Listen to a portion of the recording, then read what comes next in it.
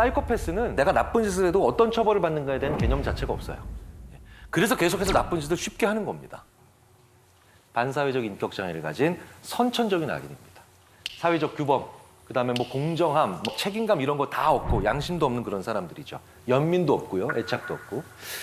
그걸 보여주는 잃어버린 지갑 실험이라고 아주 유명한 실험이 있어요.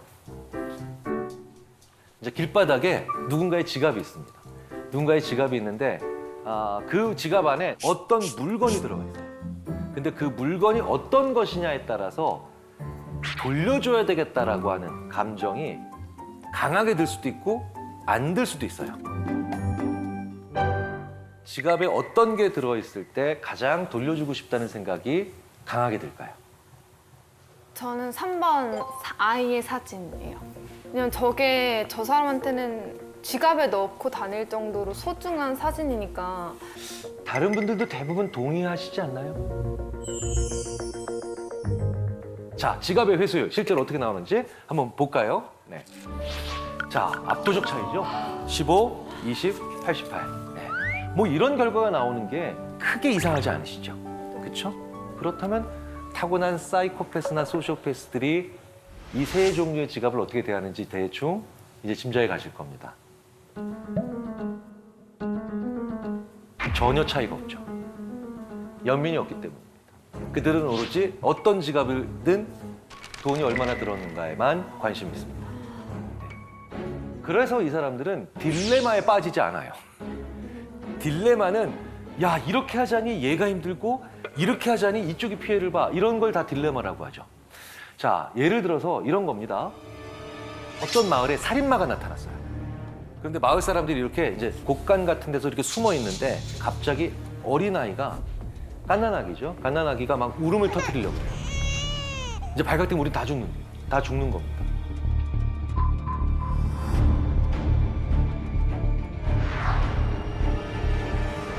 자, 이런 긴박한 상황에서 정찬님 같으면 어떻게 하실 건가요?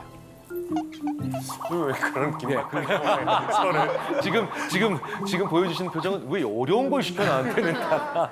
생각해 봤는데요. 저는 두 가지로 행동할 것 같아요. 네. 만약에 아이의 아빠였다면 나머지 마을 사람들을 다 같이 죽게 할 수 없잖아요. 아이를 안고 뛰쳐나갈 것 같아요. 도망쳐 보겠어요. 그리고 두 번째는 어차피 죽을 거 싸우다 죽어보겠어요. 차라리. 애기가 우는 걸 어떻게 뭐 할 수가 없잖아요. 그렇죠. 네. 네. 그 두 가지 방법 외에는 떠오르지 않네요. 어떤 분들은 또 이렇게 얘기하세요. 어떻게든 소리가 안 나가게 막아보겠습니다. 네. 그래서 제가 그런 생각도 어떻게 하셨냐 했더니 음향공학과 전공입니다. 그럴 수도 있겠구나. 네. 심지어 또 어떤 분들은 이러세요. 아이에게 최면을 걸어보면 안 될까요? 또 시작하고, 네. 어떻게든 아이를 죽인다로 가지 않아요. 네. 아기를 즉각적으로 죽인다는 대답을 안 하시는 분들이 정상인 거죠. 그렇죠. 하지만 사이코패스들은 애 죽여. 한 방에 나오는 거예요. 이게 합리적이다라는 것이 그래서 무서운 거예요. 대를 위해서 소를 희생시킨다? 합리적일 수 있죠. 실용적인 걸 위해서 가치를 희생시킨다? 합리적일 수도 있죠. 그런데 이들은 이렇게 약한 자나 아니면 소수를 대를 위해서 아니면 이익을 위해서 희생시키는데 제일 중요하죠. 망설임이 없다. 예. 그래서 딜레마 문제를 주고 어떤 해결책으로 가느냐를 중요하게 생각하는 게 아니에요. 그보다 더 중요한 건 얼마나 망설이고 주저하고 그리고 힘들어하는가. 예, 이런 게 중요한 겁니다, 사실은. 자, 그런데 이 와중에 또 특이한 연구하는 분들이 많아요. 혹시 사이코패스를 겉모습으로 구별할 수 있을까요?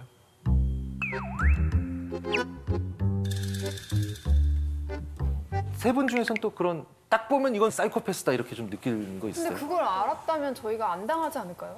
그렇네요. 명쾌하신데요? 명쾌하신데요? 우리나라에서는 네. 그 면도날 그 면도 수영할 때 네. 그걸로 몸을 자른 사람이 특히 발을 자른 사람이 사이코패스라고 생각해서 그 어떤 범죄가 있으면 경찰이 그 범인 발을 꼭 확인해요. 우와. 네, 이렇게 자기 몸을 그렇게 하는 사람, 다른 사람한테도 쉽게 할 수 있다고 생각해요.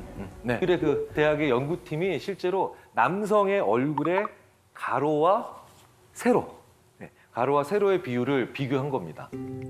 가로폭 비율이 높아요. 요럴수록 사이코패스라기보다는 사이코패시적 성향, 사이코패시 성향이 높다라는 반사회적 성향이 높다라는 연구 결과는 꽤 안정적으로 관찰이 됩니다. 네네. 저를 보실 필요 없어요. 저는 동그란 거예요. 네네. 가로 비율이 넓은 게 아니에요. 전 동그란 거예요. 그리고 저는 살이 찐 거예요. 지름이 기본적으로 동양인들이 약간 좀 얼굴이 좀 이렇게 얘기한다 이런 거고 그렇죠. 서양인들은 긴 편이죠. 네, 그런 네, 거 네, 치자면은 동양인들은 그럼 사이코패스 성향이 많다. 그렇죠. 이렇게 결론을 줄 수는 네. 없잖아요. 되게 중요한 지적을 해주셨고요. 분명한 건 이게 왜 그런 결과가 일어나느냐. 테스토스테론의 비율이 높을수록, 농도가 높을수록 이게 옆쪽으로 좀 이렇게 가로 비율이 넓어지는 경향이 있기 때문이다 라고 얘기를 하는데 바로 이런 연구들이 제대로 된 해석이나 아니면 설명 없이 다가오면 얼굴 넣을 때 조심하자. 이게 될 수도 있다는 거예요. 네, 이게 될 수 있다는 거죠. 근데 다음 연구는 조금 더 흥미가 있습니다. 이게 무슨 얘기냐? 심박수. 네. 그게 바로 뭐냐? 이제 닐 제이콥슨이랑 존 거트먼이라고 굉장히 유명한 또 임상심리학자가 있는데 이 사람들이 한 연구는 굉장히 의미심장하면서도 정말 분노를 금하지 못하게 하는 그런 연구인데요. 이 사이코패스들은요. 이제 팔걸이가 이게 좋은 의자들 있죠. 이제 흔들 의자도 있고 이제 요즘 안마 의자 같은 것도 있죠. 이런 거 다 이렇게 쉬고 있을 때보다 사이코패스들은 자기 아내를 때릴 때 심장 박동수가 더 낮아져요. 그러니까 이제 더 편하다는 거예요, 마음. 끔찍하시죠? 그러니까 오히려 폭력적인 행동을 할 때 더 기분이 좋아지는 거죠. 끔찍한 인간들. 자, 그런데 역사 속으로 또 한 번 좀 더 들어가 보면 아주 집요하고도 창의적인 사이코패스들이 있어요. 고대 그리스로 한번 가볼까요? 그리스로 가봤는데 정말 가장 잔혹한 방법으로 사람을 처형하는 기구. 예. 어떻게 생겼는지 이걸 팔라리스의 황소라고 합니다. 팔라리우스 황소.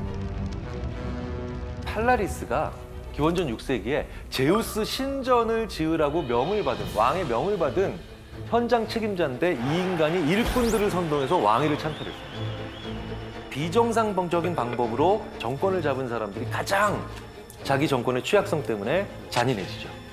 그런데 이 팔라리스가 그 전에도 사람을 정말 처형을 많이 했는데 아테네에서 굉장히 유명하고 못 만드는 게 없다라는 얘기를 듣는 과학자이자 조각가인 페를라우스에게 절대로 나한테 대항을 못할 생각이 들 정도로 아주 충격적인 처형 기구를 만들어라. 절대로 나한테 대항을 못할 정도로. 그래 만든 겁니다. 그래서 이 페를라우스가 노쇠로 소를 만든 겁니다. 자, 노쇠가 왜 노쇠냐? 열 전도율이 좋아. 장기까지 다 익어버립니다. 자, 그런데 이 기구가 유난히 잔혹하다는 평가를 받은 결정적인 이유는 뭘까요? 인간이 느끼는 고통의 수치가 이 화상이나 열상이 되게 높으니까. 관련이 있죠. 그러니까 사실 이게 진짜 악의적인 건 사실 저렇게 화형당하면 대부분 질식을 하기 때문에 일찍 의식을 잃어버려요. 그러니까 이게 질식하는 것도 막은 거예요. 예. 몸이 그러니까 화형이나 이런 거 시킬 때는 사실 묶여 있거나 이러잖아요. 근데 저 안에서는 사실은 풀려 있는 상태에서 막 더 몸부림치고 이래서 더 잔인해서 그런가? 더 몸부림치고 네. 그럴 수 있죠. 처형자의 비명이 계속 죽을 때까지 소 입을 통해서 나오나요? 정답. 정답. 네. 이 입에 뚫려 있는 거. 여기에 나팔이 들어가요. 진짜 최악. 나팔이 들어가서 저 사람이 지르는 소리가 저 황소의 입으로 모든 그 사형장에 있는 사람들에게 훨씬 더 크게 증폭이 됩니다. 그러니까 이 비명이 마치 소의 울음소리, 아주 절규하는 울음소리처럼 된 거죠. 이걸 보고 있는 사람들의 공포감을 극대화시키기 위해서 이렇게 만든 거예요. 인간이 같은 장면을 시청각으로 볼 때보다 청각으로 볼 때 더 정서적으로 반응합니다. 정말 끔찍한 방법이죠. 진짜 아이러니한 건 그런데 팔라리스가 이제 이걸 딱 받아들고 야 흡족해 합니다. 그러면서 테스트를 하죠. 첫 번째 희생자 바로 제작자 페릴라우스. 예. 페릴라우스를 여기다 넣고 페릴라우스가 죽기 직전에 꺼내서 돌산에 방치해버려요. 와. 인과응보. 팔라우스도 10년이 채 지나지 않아서 실각하죠. 정권을 뺏기죠. 이렇게 나쁜 짓을 많이 했어요. 그리고 바로 저 노스 안에서 황소 안에서 처형당합니다. 네, 인과응보죠. 인과응보. 자, 그렇다면 대표적인 사이코패스부터 먼저 한국의 사이코패스 알아볼까요? 어민수.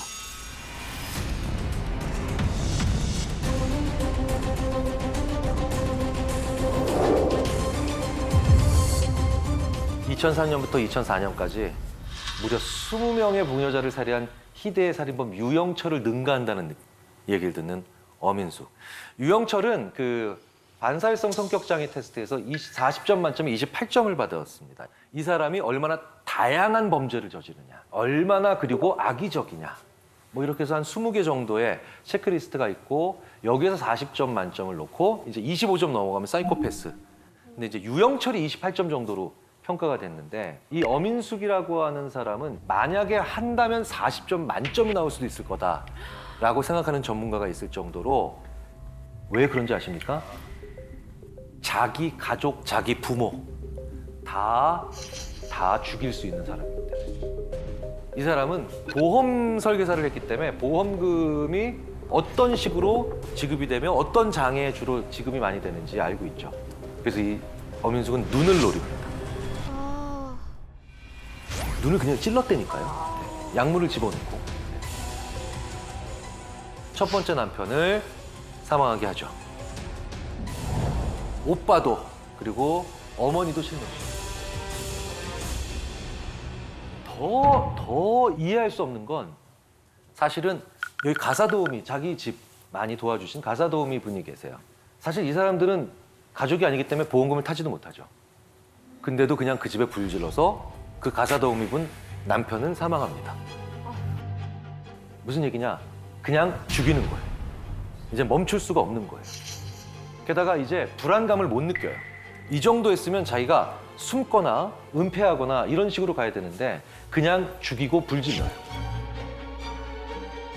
그런데 저는 이게 가장 충격적이었어요. 어민숙이 남편을 죽입니다. 그리고 이제 남편의 장례를 마쳤어요. 첫 번째 하는 행동이 있어요. 뭔지 아세요? 나이트클럽을 가고.